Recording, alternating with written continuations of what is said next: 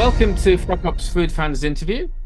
Today's guest is Claudia Castellanos, founder of Black Mamba Foods. She's based in South Africa, but selling internationally, and she has stockists on 4 continents, which is pretty good going, I reckon.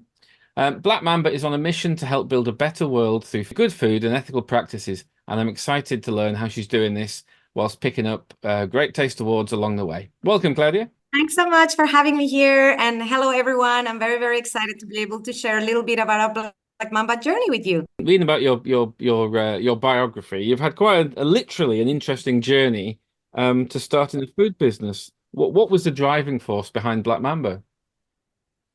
I just love that you asked that, because it's one thing that you do a lot of inner research and what's the driving force. And my own personal driving force that I discovered a few years ago before even creating Black Mamba was be the change you want to see in the world. When I started looking into that, is just, we always tend to just be frustrated about things we want to change and complain and being keyboard warriors, like all of these things. And then I realized, is that really making a difference, or should I do something more substantial to make a difference? So when I started having those thoughts, I was in Italy. I was working there. I had a job with as a lecturer in a university, funny enough, but I had worked before for food, for Danone.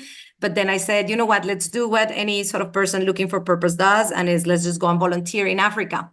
And that was where the driving force came. I really wanted to be that change. I was very disheartened, let's just say, about a lot of situations related to climate change, related to development of women mostly. So I said, let me just start sort of like a journey of self-discovery in Africa. So I would say the driving force behind Black Mamba was starting for me, and continue to be for Black Mamba, is be the change you want to see in the world.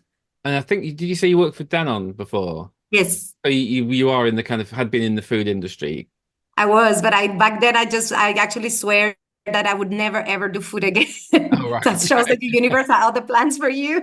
So I always ask people, did you always want to start a food business? But it actually sounds like, no, you didn't want to start a food business. No, so not at all. What happened to change that then? Well, I think it's just when people ask me what sort of entrepreneur you are, I always said I'm an accidental entrepreneur. Because when I arrived to Africa, I was literally given the opportunity to start working in Swaziland, called back then Swaziland. Like probably everybody around here is just like, where is that? Like Swaziland perhaps rings a bell. Eswatini doesn't ring a bell at all. So I had to look online and make sure that it was in Africa, because for some reason I really wanted to come to Africa. And what I had to do there is my project was to work with handcraft businesses and help them create, my background is in marketing. So I needed to help them create a better marketing plan, marketing strategy to promote the products overseas. So while doing that, I realized that the business model that they had was an incredibly important business model for developing communities. And the business model was based on working with the value chain of local handcrafters, bringing the knowledge and experience that we could have in marketing, in product development, in design, creating something that would be appealing and high quality enough for international markets, and sell it. So when I saw that sort of business model working, then I started dating my now husband, Joe Roques, that was a chili head. That's what we call the person that cannot live without eating chilies. So one day we were walking and talking about how much he liked chilies and how he started a little brand on the corner at some point. He's a graphic designer, but he loved chili so much that he decided to create his own chili sauce. And that he has left it on the side, because I'm an accidental entrepreneur. He's a serial entrepreneur. He starts businesses, he drops them. So I said, what if, listen to me, what if we actually create that business model that we saw in handcrafts working, and we put it into something that you love, that is chili sauce, and then we bring my marketing acumen, and then we create something that is like a really cool brand, but also good for communities. And that's the beginning of Black Mamba. So it's by accident, literally, that I end up doing food. From looking around the website, it's not just the products. You kind of, it's the production, it's the farming as well is part of the business. Yes, actually, the way we work, we don't do the farming like everybody else is like, do you have a farm? What we've decided to do, what makes more sense in order of having really a positive impact in the rural communities, is let them grow the ingredients. So what we've been doing for many years is we partner with a local NGO called Guba. And the NGO, what it does is their mission is to create resilient communities. And a big part of resilience is creating food security and without external inputs. So that ties in very, very nicely with organic farming and green agriculture. So what they do is they teach those communities to grow their own food in a sustainable and healthy way. So no pesticides, no chemicals, nothing of the sorts. But those communities at a certain point wanted to evolve into income generating projects. So now they could feed their families, they could get subsistence farming, but at some point they wanted to potentially create an income after that. So that's what Black Mamba came on board and said, we want to work with those communities that grow already organic ingredients out of what they've been taught to become resilient, but bring those ingredients to make our products. So they started as well growing commercially in a small scale, the chilies and the herbs that we use in the creation of Black Mamba. What's in the range at the moment? And it sounds it's all like hot stuff. We're spicy. Name Black Mamba, you have to be spicy. You know, you're not naming vein after the most dangerous snake in Africa. So I think one of our trademarks, you know, the name Black Mamba also, that is it has a very good impact, I say, whether you like it or not. It's an icebreaker for conversations. Every time I do a trade show, 1 out of 2 times somebody comes to our stand and say, why Black Mamba? And I always can say, why not? And then we start explaining that it's dangerous and how the word dangerous comes with spicy, and you can call it chili venoms instead of chili sauces, and how that works in different languages. So the range itself and the trademark of Black Mamba is chilies. The reason being that it's a fun product to work with. It's something that actually creates, funny or not, addiction in a good way. So me, that I didn't used to eat a lot of spicy food, I cannot even fathom having my morning eggs without some spicy on them, you know? So it creates already a captive audience in a way and a captive market. And also because chilies are great plants to grow in our environment. We want to work with locally outsourced ingredients. We don't want to bring anything to it. So that helps us to actually create a good sort of like business that can grow and be good for the rural communities we support. So within the range, we started with chili sauces because obviously it's like the first thing that comes to mind. But I tend to follow a lot of trends as well. I think it's very important for product development, especially when you are in this tiny little landlocked country in the south of Africa. So there is this growing trend of people liking spicy foods. This is worldwide. And we base a lot of our product development towards bringing that innovation into the space. So you start with chili sauces. They're all been winning Great Taste Awards, which is fantastic. So we have like a jackpot of all our sauces with Great Taste Awards. But we decided there is other things that you can plan on that could have a spice and not necessarily super hot, because obviously there's people that like a little bit of spice in their lives, but not overwhelming. So we created a little range of super hots, which is great for that sort of space of the chili heads. But what we call ethical foodies that want to try other sort of foods, we created a range of chutneys. We've created a range of spicy pestos that are very popular. And we launched as innovation now very recently a hot honey and also a beautiful chili crunch. That is something very interesting in terms of the texture and the flavor that is savory and sweet and also quite spicy. What would I be cooking with hot honey? Oh God, everything. No, I can tell you one thing that works extremely well if you're non-vegetarian is like if you think fried chicken or chicken with a little bit of thing and then you put hot honey on top is to die for. You can do an amazing health booster with ginger, hot honey and lemon and your hot water with ice cream. Oh my God, the combination between the spiciness of the sweetness of the honey with the coldness of the vanilla ice cream creates an amazing, beautiful combination. Roasted veggies with a little bit of hot honey drizzle on top. It just creates a whole new culinary experience for that. I'm sold, I think. Brilliant. So my job is done. Oh, what were the first steps? Did you say your partner or your husband had a brand? He had a product as well, did he? So that was the first product. That's so interesting because it's still a flagship product, and I think it's the one that's going to become the table sauce worldwide, like Tabasco back in the days and Sriracha. Yeah. He created a cayenne chili sauce. So that's our flagship product. He created a recipe. When I took over, I decided, okay, let me just tweak this recipe in a way that makes sense. You know, as a small business, I think we started developing products that make sense for us. Yeah. And I am Colombian, living in Africa. So my sort of like background in food wasn't necessarily African, but most on the Latino side. So the cayenne chili sauce that we had created was very overcharged on garlic and ginger, which is a very sort of strong flavor here as well in Africa. But I needed to make it a little bit more fresh for the South African sort of perspective. You know, Mexican sauces are more on the sour side, lemony side. So we sort of like reiterated that recipe. And that was our first launch, the relaunch of the cayenne chili sauce. Oh. And how have you kind of approached product development? You know, is it based on research? Is it based on personal experience? How do you get the ideas and turn them into products? I would love to say that we were having always a very professional approach to product development, but that would be lying. So product development started first on that first product and on our own personal taste. Obviously, through the years and the fact that we are in different countries and we've grown the business quite a bit, especially in the past 2 to 3 years, we've decided to add a little bit more science behind it. So what we do is, I think I'm very much in tune with the trends. And what I try to do is marry those trends with whatever is possible locally.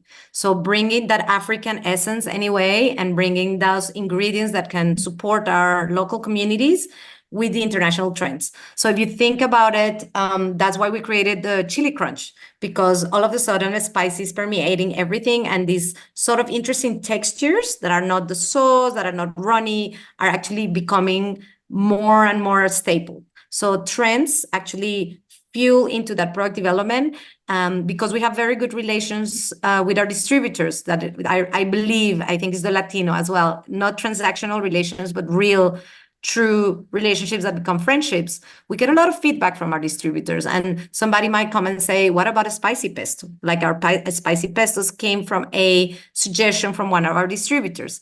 Also something else that we can add in terms of value chains for the country. So Eswatini hasn't done honey in a large scale because there hasn't been a market for it. But when Black Mamba comes on board and said, let's do spicy honey, so all of a sudden we can start a project of supporting small beekeepers and actually harvest honey in an environmentally friendly way and bee-friendly way that ties in with our values. So it's a mix between what the market wants, what we believe helps our communities, and what we like as well. But obviously, at the moment, what we do is we test those products before we would launch into the market and see what happens. And now what we do is we send to friends and family, we send to distributor samples, because every market we realize has different palate and taste profiles. Like Taiwan is completely different from, I don't know, from the UK, for instance. So we send to our distributors that know already our products and know their markets, and we get feedback. And based on that, we decide to do or not a launch at a larger scale. What has the approach been to sales? Because I mean, I was pretty impressed by the fact you got your stockists on 4 continents. Is that reputation has done that, or is that a lot of legwork, or? I think it was very interesting because we spoke to one of our funders recently, and she did an interview as well and saying, how is Black Mamba a little bit becoming a global brand when you come from a tiny little country in Africa? And what she realized is that a lot of entrepreneurs, what they do is they turn problems into opportunities. And I hadn't realized that, because she actually told me, like you, the problem is that you didn't have a local market. Eswatini is a country with 1 million people, of which 63% live below the poverty line. There is not a substantial market for a gourmet product that commands a higher price. So for me, it wasn't a problem. It was from the beginning. I knew that it was a product that needed to be going beyond the borders, because we didn't have a strong enough or a big enough local market. So the view of exporting started from the beginning, and based on that, we started looking into what would be the first markets that would work for a sort of product that is environmentally and socially committed. And the first markets that came as a no-brainer, and also because of my sort of relationship with the handcraft businesses in the country, was fair trade. So we became fair trade certified, and we became, funny enough, because I had those relationships, I knocked on doors of the distributors of handcrafts from Eswatini in other countries and say, what about trying food? And interestingly enough, for some of them, food has become the staple instead of handcrafts. That's how much relevance food has, how much relevant food has become everywhere. And I think even more after COVID or during COVID. So it started by me being very intentional on my networks I had already built. It started by also being very intentional on building the food networks, on building the development networks. So I applied to all of the business accelerators that you could imagine, to anything that was women empowerment. So we tick a lot of boxes of that because it's women founded, women owned. We work with communities. So there's a lot of, I would say, budget or a lot of organizations and networks that work on that. So we tick all those boxes, but it was about being intentional and starting putting myself out there, going to meetings, looking online, looking on LinkedIn, anything that could work for Black Mamba. And a lot of our distribution started like that. So obviously you don't really become the brand and you don't grow it when you do only niche. So what we've been doing lately is like we did the step from going from niche fair trade to specialized retailers. We always start by looking at our neighbors. So South Africa is still our larger market. So we try to see what works there in terms of development of the market. And then we're trying to extrapolate that and understand how we can work with other markets in that sense. And some of them have him literally just spur of the moment, luck that you have, and then you just take the opportunity. For instance, my main distributor in Norway, a friend of his came to Swaziland and bought a bottle of our habanero chili sauce. And I got contacted on our info, and he says, I got this chili sauce. I am a distributor of fair trade food in Norway. There's a scope to work together. And we've been working with Norway for the past probably 6 or 7 years. Out of that interaction, out of me jumping on the moment and say, of course we can work with you. We would love to have the products in Norway. Oh, fantastic. And did I see that you list sort of have a relationship with Burger King? Is that a thing? Again, one of those luck moments. We work with a lot, obviously you're talking food. So obviously when we're being professionalizing the business, we start working with content creators that create beautiful recipes and ideas to make with our products. And one of those, that's quite funny, was married to a creative from an agency, very big agency worldwide. That is the one that works with Burger King in South Africa as well. So he took a bottle of Black Mamba for his lunch to his agency, and the agency said, "Woo, this is actually really cool." And somehow that came to Burger King, and Burger King out of the blue contacted me. I thought it was a jigs, you never know what the emails that you receive, if they're true or not. And it's like, we're Burger King, we want to work with you. And I was like, is this actually, I was like, no, this is dodgy. It can be. But I obviously replied and I say, what do you want to do? So we started the conversation, and they wanted to develop. Back then, they saw one of our recipes and they wanted to develop a seasonal burger that was very African and spicy. So we started doing all the trends and all the work on it. And unfortunately, after like 8 months of back and forth, and then we had to get listed as a supplier for Burger King, that was another nightmare on its own sort of like platform.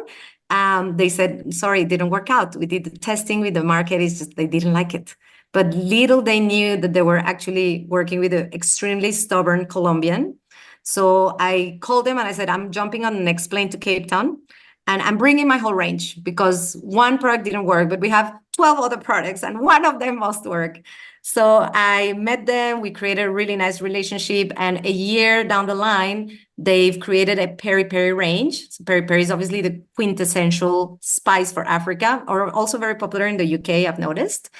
And they created a range of burgers that are all done with our Black Mamba sauce. And what they did, which was truly amazing, and that shows the power of big brands to commit to be sustainable, even if it's by collaborating with sustainable brands, they showcase and name Black Mamba throughout all the campaign, when you go to the Burger King, there's a big bottle of our peri-peri sauce next to the burger. So that created an amazing, it's a massive push for our brand awareness as well. That's awesome. I mean, and as you say, it's an opportunity that kind of nearly went away.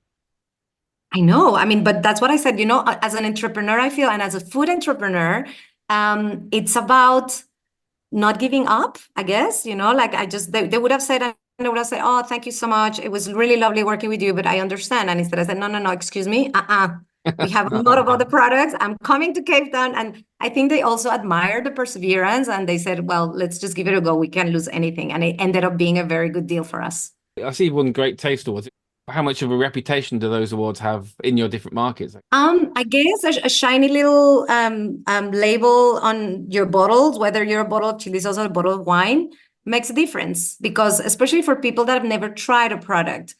I mean, for instance, my sister-in-law, she's a chef, and the way she does wines, because she doesn't necessarily understand wines, is like, look for the ones with the little label that says that they won an award, because people that are better than you at judging the taste of food will actually understand better, and that's a good guidance. And I took that at heart, and I said, let's apply to awards, because it's nice to have external recognition besides market recognition from your customers, of people that are really tasting food to describe what the product is. And worst case scenarios, if you don't win, you might get very good feedback on how to improve your product. So based on that, I obviously, just to let you know, in the UK now we're fairly new again, but we used to trade by a tradecraft in the past. So we did have a presence for the fair trade channel. And through that, I started to get a little bit acquainted with what the market was. And when I saw the Great Taste Awards, I said, like, let's do it. It's not super expensive to enter. What if? And the what if is like, every consecutive year we put a chili sauce, and every consecutive year we won an award for one of our chili sauces. So great pat in the back. And beyond the UK, I think when you have an award, whether it's the UK or in Taiwan or in South Africa, people appreciate the fact that there's somebody else besides common mortals that like your product. So I think it's actually worth it, and it's worth to put yourself out there. Excellent. Can I ask how you funded the business so far? Because there's quite a lot of. Oh, you mentioned applying for grants and things like that. But has there been any other funding? So basically, I think when you start being an entrepreneur and you start doing business accelerators and everything, they just mention which are the potential sources of funding that you could have as an entrepreneur. We've done everything under the face of the earth. The only thing we haven't done yet is crowdfunding. But we started with our own savings. Like I was working in Italy. I came as a volunteer. Then I decided I'm not going to go back to my corporate job. I want to stay here in Africa, do this crazy thing. So I had some savings in euros that translated for a little bit in quite a good savings in rands.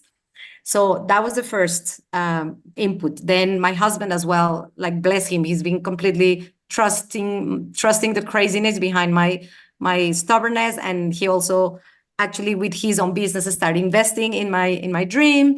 And then after that, it was family. It's like, Mom, we need money for this. And thank God, Mom and mother-in-law were actually very supportive as well.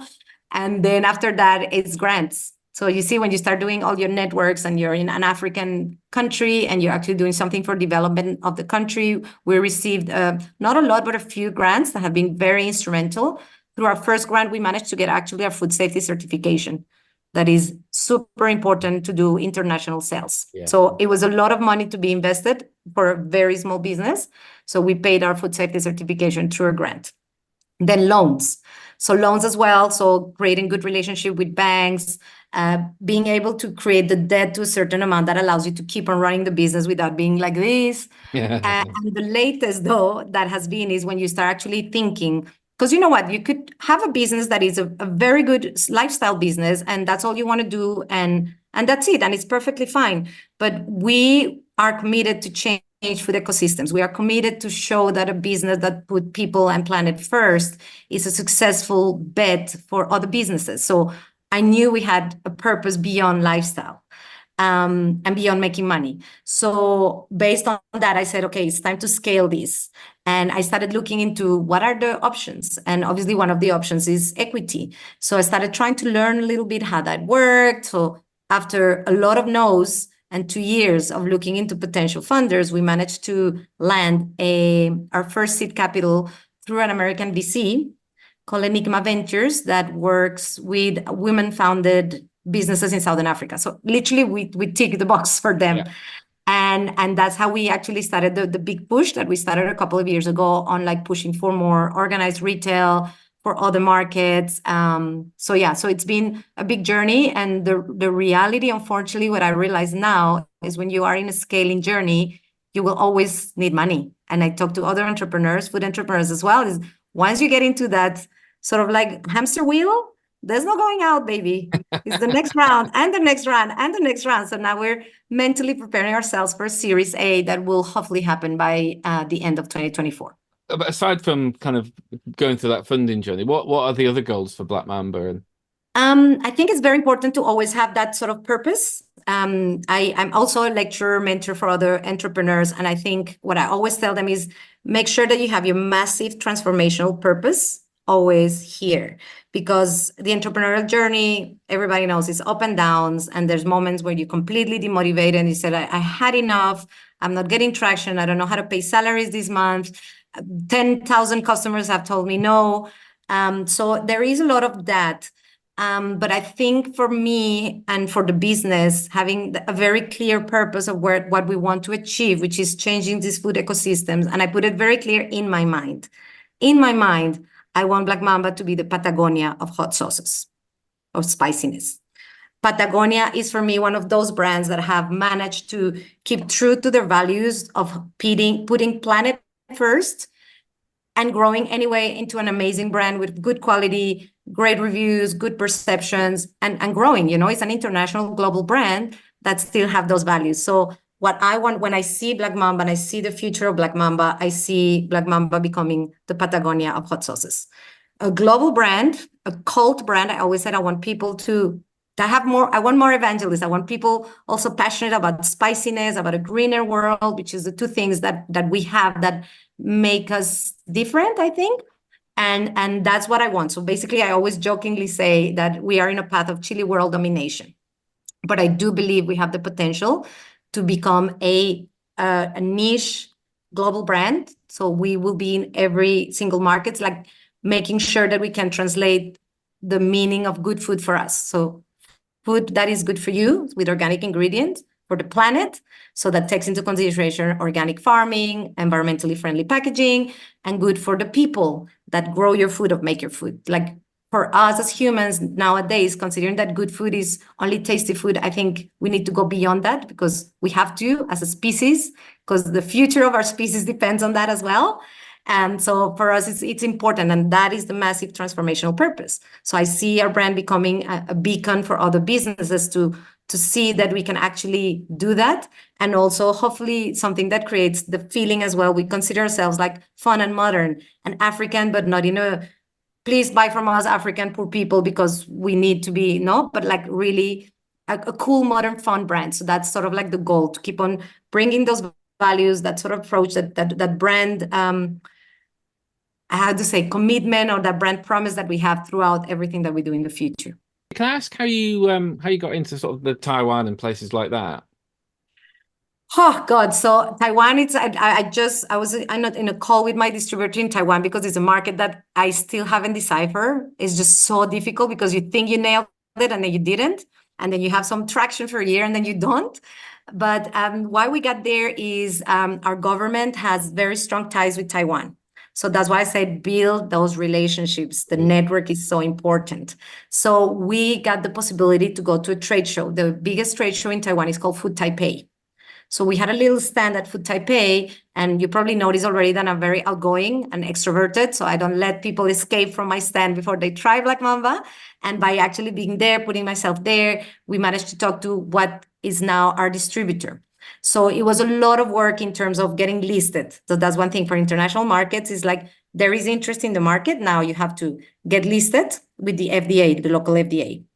Then you have to translate your labels into Chinese. So that was a job on its own. So we got the translation, we put them all again in Chinese. So, but it's very cool, actually, I say, to have labels in Chinese. And then create a marketing strategy that works for the market. And then checking on the duties, checking that you are allowed to actually import that product into that country. We had a massive issue with our hot honey in the UK, for instance, because we realized too late that Eswatini doesn't have an agreement to bring honey into the UK. So we cannot bring our hot honey into the UK at the moment, for instance. Yeah. So it's things that you learn, but all of that brought to the fact that then my distributor started, he really believed in the product, and we built a very good friendship now. I mean, he's a very good friend. And we started planning whatever I said to Paul before, which is let's go into markets. Let's get that first feedback. Small quantities, with him, he's imported a pallet of product just to start with. And then for markets, it's like, let's try to do some listings in supermarkets. And that's what we keep on doing all the time. And how the global brand, Us Black Mamba here, can support his sales task with the marketing support that he needs. Brilliant. Is there something you wish you could have kind of told yourself at the start that you've learned along the way, or multiple things?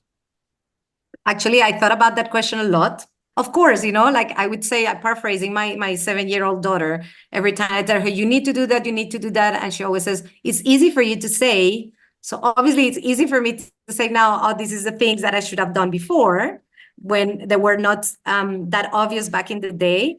But for me, one thing that I wish I would have done before is focus. I think when you're starting, you kind of like get distracted by every shiny thing or every like dangling thing that you get thrown on your way. And sometimes you put a lot of effort into things that are not necessarily worth it for your business itself. So focus would have been one of them. To learn that everything takes time. Like you want things to be achieved very fast, but like building a brand takes time. And that would have saved me a lot of frustration on things not happening at the speed that you want. And God, I just like, why isn't this happening? And some things take time. So I would have been less frustrated and less stressed. And the third thing that I'm learning now is spending your money better. Like you have your grants and you have your loans. And at the beginning, my background is not in financials, but I do understand a little bit now. And I think now we learn a lot more how to manage our cash flow and how everything that we spend needs to have some sort of return. Well, at the beginning, you might do a little bit of ego expenditures. We have this massive billboard in Swaziland, for instance, about our sauces. Like, really? I mean, what about spending on tastings, targeted tastings in a supermarket rather? So learning how to spend the money in a better way. But again, like my daughter says, it's easy for you to say. Now I know it because I've been in the game for quite a few years. But I was starting, I didn't know that. But those are the main things that I would have done differently, probably. Thank you. Thank you so much for your time. Absolutely fascinating to hear what you've been doing. Thank People you. you can learn more about Black Mamba and you can buy online. I assume you fulfill internationally, I guess, globally. Yes, actually, online you can buy directly. We have Shopify stores in the UK, in the UAE, in South Africa, of course. And obviously, you can always contact us on info@blackmambachili.com. Then we can always make a plan for other markets where we are not there yet. But we do have on the website as well a list of stockists and countries, so you can know where to get your closest hot fix. Fantastic. That's blackmambachili.com. If you want to listen to more interviews with food founders, you can go to froghop.co.uk/podcast or search for Food Founders Interviews wherever you get your podcast. Thanks again. Really nice to speak to you and look forward to seeing that cool cult global brand. Awesome. Thank you so much for inviting me. And Bye. thank you too. Bye.